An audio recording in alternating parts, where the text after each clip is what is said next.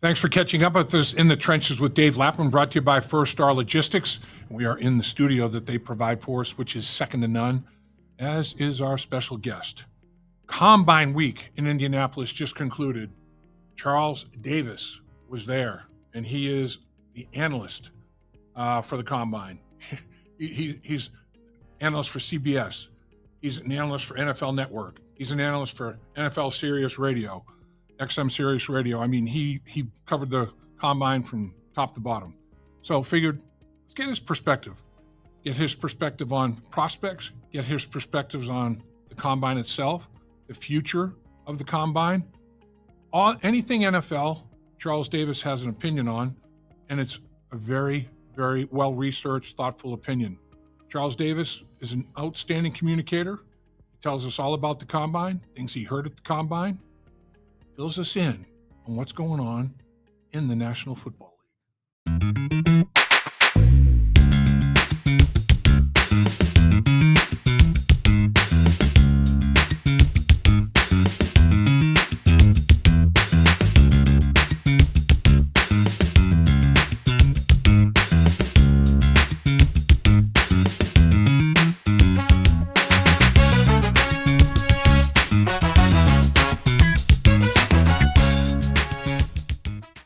We know there are a lot of things you could be doing, so we're very, very pleased and proud when you decide to join us in the trenches with Dave Lapham, brought to you by First Star Logistics, coming to you from the studio they provide for us, which is second to none, as is our guest. He's one of one. Forget second to none. This guy's one of one. I'm talking about Charles Davis. All right. Football analyst. You know, you've seen him doing games, NFL, CBS with Iron Eagle. He's worked with Fox, he's worked with Turner, TBS, he's worked with ESPN. The voice you hear on NFL Madden as an analyst is Charles Davis since like 2017 or something. But this past week in Indianapolis, there was nobody any busier, that's for sure. SiriusXM NFL Radio with Solomon Wilcots. Listened in the mornings, it was outstanding. And then NFL Network coverage television-wise with Rich Eisen, Daniel Jeremiah. I think Kurt Warner might have been in there at some point with you guys. I mean, it was just really good. I mean, soup to nuts coverage of the NFL draft, as only Charles Davis can do it, because, my man, when Charles Davis, picture of Charles Davis, the word communicator, it should be right there, just like the dictionary, man. You're so kind, Lap. I really appreciate it, Dave. I really appreciate it a bunch. And yeah, we were there, and Rich Eisen and Daniel Jeremiah, faces of our franchise. They're the ones, and I don't think that anyone does it any better as a TV evaluator, right, than Daniel Jeremiah. And that's that's no disrespect to anyone else, although sure. You and I both know as soon as you start a sentence with no disrespect means someone's about to be disrespected. So I try not to do that. But look, there are so many great ones out there, right? Mel Kiper, if you see Matt Miller, Jordan Reed over at ESPN, yep. DJ, Bucky Brooks at NFL Network, Lance Zierlein over there working, for our coverage, you mentioned all the people. Just want to make sure Stacey Dales was down doing some incredible player features. That she was down on the field. She was amazing. Peter Schrager, Chris Rose. I joined them up on the concourse desk before I went down on the field. Pretty fortunate to work with each and every one of those people. I learned from all of them as well. And, I learned from you when you and I talk. And I've been trailing you around, Dave Lapham, since probably the early 2000s. So, when you issue that court order to keep me away, 200 feet away because of the reason I'm stalking, it's been a long time I've been following you around and soaking up all that knowledge. So thank you.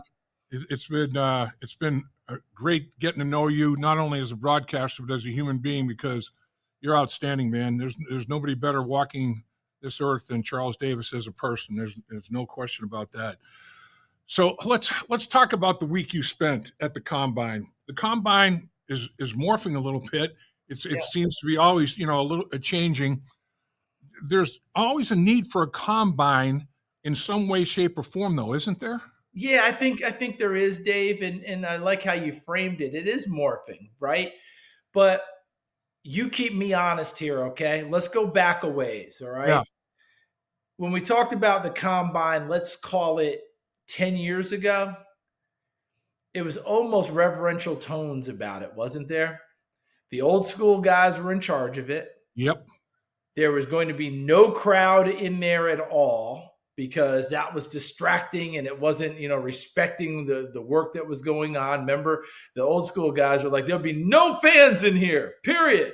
It's busy. This is serious work.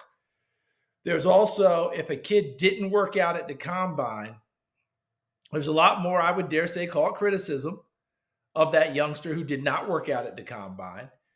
If a quarterback chose not to throw at the combine, we really dissected that quarterback. Oh, is he a competitor? What's going on? What is he worried about? All of those things. 10 years later, quarterbacks announced they're not going to throw. Okay, we'll see him at the pro day. Yep. Right? Kid's not going to work out. We don't even care the reason anymore. Right. Some of it's medical. Some of it's just, hey, I'm not ready for pro day. Now we're actually, hey, those teams that played in the college football playoffs, if they got to the semifinals or beyond, their season just ended just a few weeks ago. Understandable. And yet we still had a smattering of players who played in the championship game, Notre Dame, Ohio State, January 20th, that may have done just about everything at the combine and skipped one or two things. So Right. You just don't know how it's going to unfold. But I think we've gotten to the point where we just accept what they bring to us and deal with that, as opposed to railing against all the things we're not getting. Right. I'm an only child, Lap, so I can tell you, I will rail against what I'm not getting. Right? I am that person. But I think we've gotten past being the only child about the whole thing and realizing you just got to deal with what's out there. And if quarterbacks aren't going to throw and they're highly rated, you're going to go see them throw at their pro day. It's that simple. It is, though, a gathering of National Football League, front office people, owners, coaches. I mean, it's right in the middle of the country. Indianapolis, it's kind of equidistant from all quadrants of the United States. And everybody, there's a lot that goes on, a lot of conversations. Trades are talked about, I'm sure. There's a lot of things that happen, at that combine. What's the most interesting thing that you heard about or overheard or anything during the course of your week? I think, Dave, it was much more, I love that description too, because it is a general, it's like a convention, right? The whole league gets together. Yep. And some owners even come in for it, right? Yep. But it's GMs, head coaches, assistant coaches, and each team does it a little bit differently. And you can always tell, like the position coaches tend to watch their position and they're free to go. So they love it when their position goes early in the combine and they can get out and go home, that sort of a deal. Yeah. But I think the most interesting thing for me was just simply how the league continues to understand that the game has changed in terms of what you're getting out of college. Again, I go back to 10 years ago when we railed against it, when we resisted it, when we fought it, when we said, hey, the way you played in college, young man, is not how you're going to do it here in the NFL. Right. All right. That sort of a deal. Well, I think there's a lot less of that now, especially when you're drafting young quarterbacks and you want them to play. You've got to meet them where they live. You've got to meet them with where their strengths are. I'm pretty sure that when Joe Burrow was drafted, that Zach Taylor, right, and Brian Callahan, who was then your offensive coordinator, right, and the rest of that offensive staff evaluated Joe, understood what they thought he did, and then sat down with him and said, what are the things you like best? And then tried to incorporate those things into the offense and push it that way so that he could be comfortable early in play. Now, the beauty is a lot more of the pro stuff is filtering down. So these kids are getting better opportunities to come in, quote unquote, more prepared. And here's the other part. COVID, I will never give anything to like it was a benefit because it wasn't. We lost a lot of incredible people. It uprooted lives. It changed lives, all of those things. But we've had to adjust to it. So we gave these youngsters an extra year in college, extra eligibility. And a good number of them have taken advantage of it. So instead of getting quarterbacks where we're going, hey, he only had 13 starts in college. What are we getting? Last year's class, Bo Nix had 61 starts. I think the minimum starts was somewhere in the 30s of the 6 quarterbacks taken in the top 12. That's good for the NFL. Yeah, And by the way, did it not translate, Lap? sure Look at did. those quarterbacks played this past year. J.J. Yep. McCarthy didn't play because he was hurt, but everyone else had flashes of showing exactly why they were who they were, at least flashes, if not being Jaden Daniels and being downright spectacular, and so was Bo Nix. Guess what? We're going to get the same thing this year. Shedeur Sanders, Cam Ward, Jackson Dart, Tyler Shuck, Kyle McCord, right? Jalen Milroe, whatever Yep. name you're throwing out there, you're talking 30-plus college starts. That's the Bill Parcells formula for a quarterback. How many starts? How many wins? 3 years as a starter? Was he a captain? Did their team win X number of games? Guess what? The formula is back in play because for a long time we were wondering if the formula was going out. So that's what I heard a lot of was experience, starting with the quarterbacks because they're the lifeblood of our game. Right. But Dave, the experience is all across the board. We're not getting the the underutilized or this kid had 1 year as a starter and he's coming on out. Most of them are big 3-year, 4-year starters, extra year, stayed in school. I mean, this kid, Gray Zabel, the offensive lineman from North Dakota State, Yeah.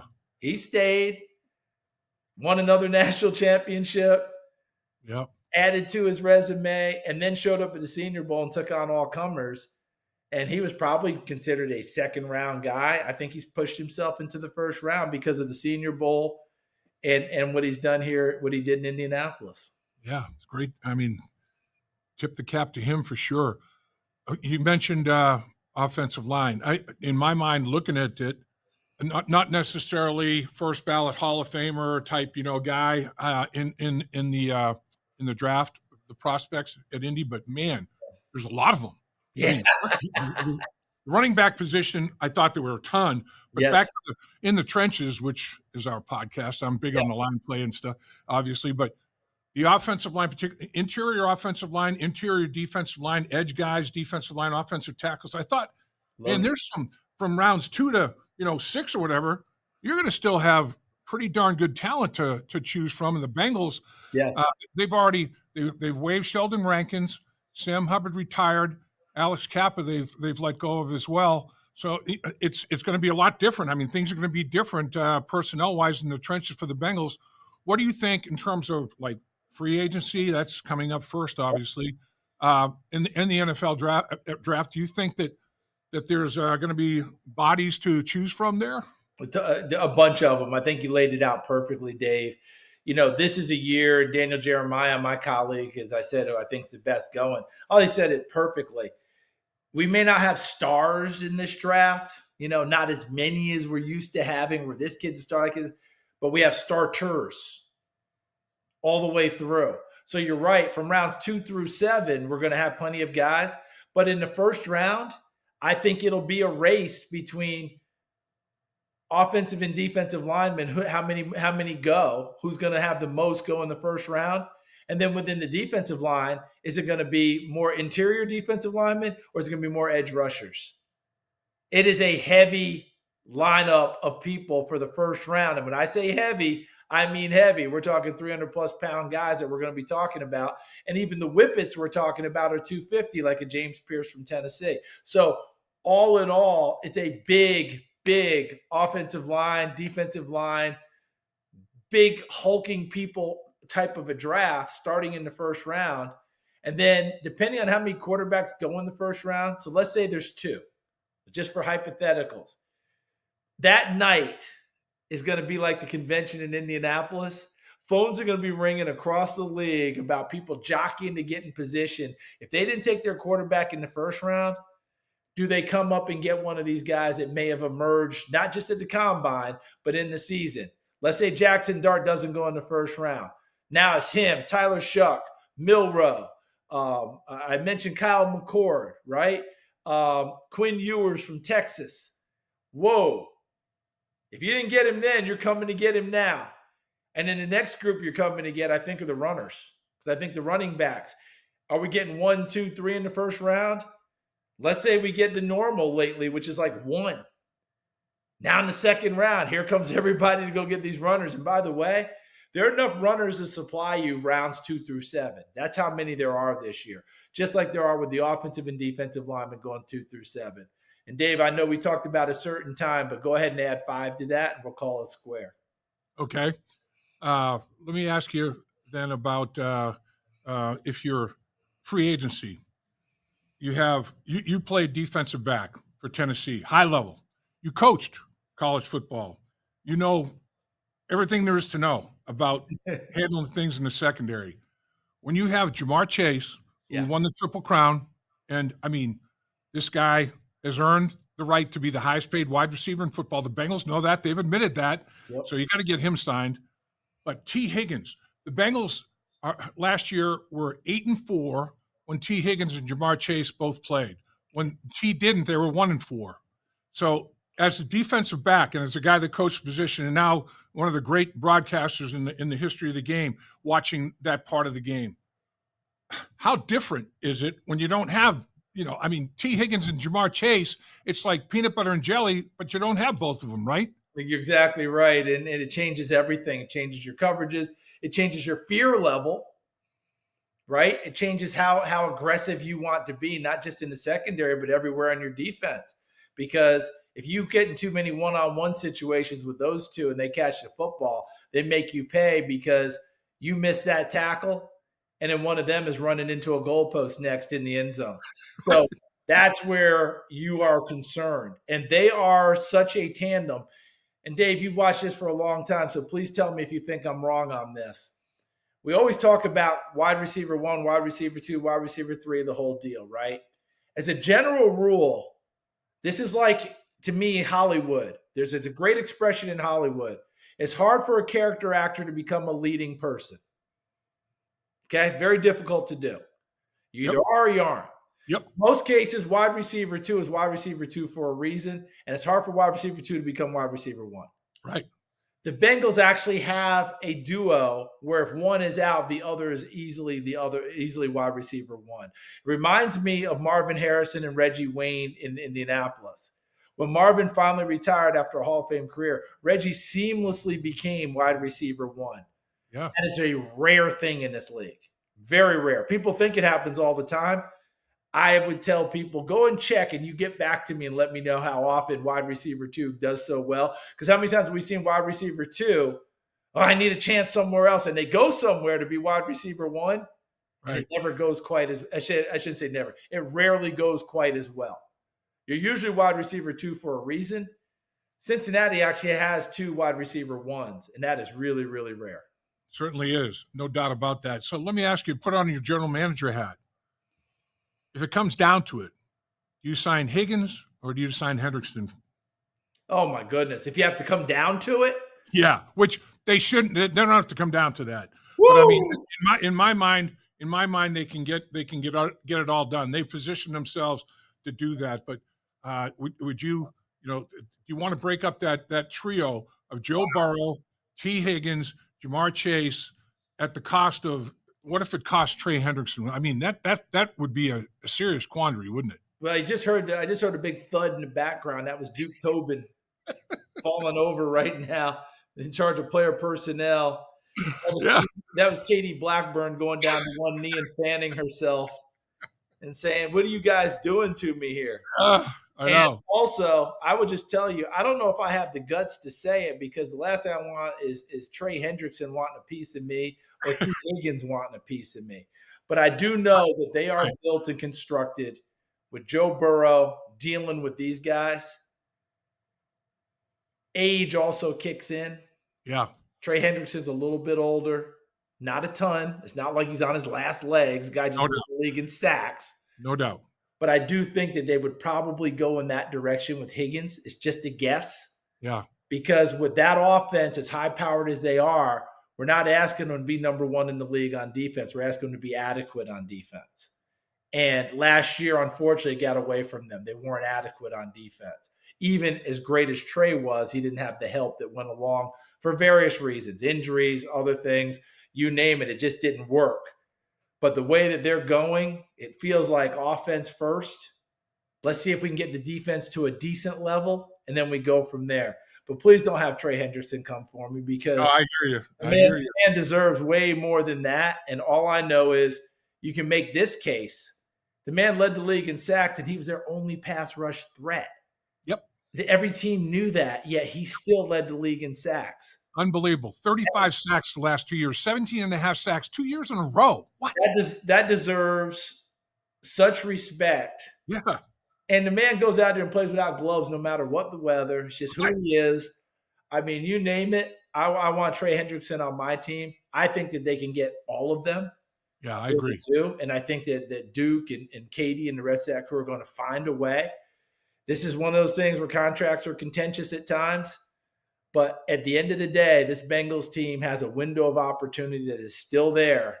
And if you get Higgins and Hendrickson back and keep fortifying, they're right back in the same mix. Because, by the way, last 2 years they've been 9-8, 9-8. Just missed the playoffs essentially by a game each year. Yep. 1 year is because of Joe Burrow being hurt. Last year is because the defense just didn't hold up their end of the bargain. They're not far off. They're not. All right, let me get you out of here on this with your GM cap. Now we talk the next Mike Gesicki, who had a great year, 1 year contract. He's a free agent. Yeah. And then in the trenches again, Cody Ford is a free agent, can play everywhere. They just lost their guard, Kappa. I mean, Cody Ford's going to compete for that, and he can play everywhere else. BJ Hill, it can play nose guard, 3 technique, can kick out the defensive end. Got some position versatility with Cody Ford and BJ Hill. Those guys are all important too, aren't they? You got to get everything done. Yeah, they're very important. What they're going to have to analyze is how does their contract match up versus their age, versus how many snaps they've played with the odometer on them and the whole deal. Because such a deep draft this year, you can go get players. Because this is also a franchise that has shown they're not afraid to play young people if they get them. Cordell Wilson started from game 1 as a 4th-round guard, right? So he had his struggles last year, but he's going to be fine, I think. If you're letting Kappa go, can you find a way to plug and play, whether it's free agency or through the draft? I think the answer is going to be yes on that. BJ Hill and crew, the same thing. So these are the decisions that Duke and the rest of the crew are going to have to make. You'd love to have them all and run it back with all your guys. Right. But if you're going to sign Higgins, if you're going to sign Hendrickson and all, you may have to go younger and go with less contract and find guys who can play right now. And that means the onus is on Duke Tobin and crew and all these coaches, because they really do a lot of their own evaluating in Cincinnati.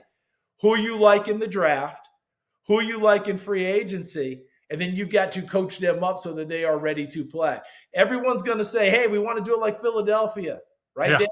We're going to build with the offensive line, the defensive line. Okay, here's what you have to do. It's not just saying you're going to do it.